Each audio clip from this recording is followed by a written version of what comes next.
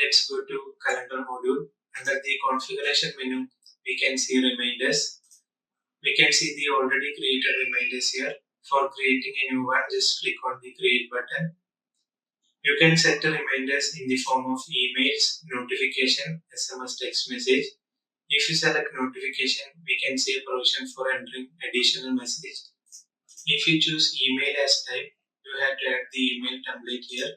If you select SMS text message, you have to enter the SMS template here. Apply the duration inside the remind before field. It can be minutes, hours, and days. By clicking on the save button, you can create the new reminder.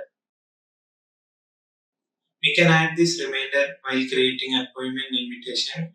In the appointment invitation window, you can see an option for selecting reminders.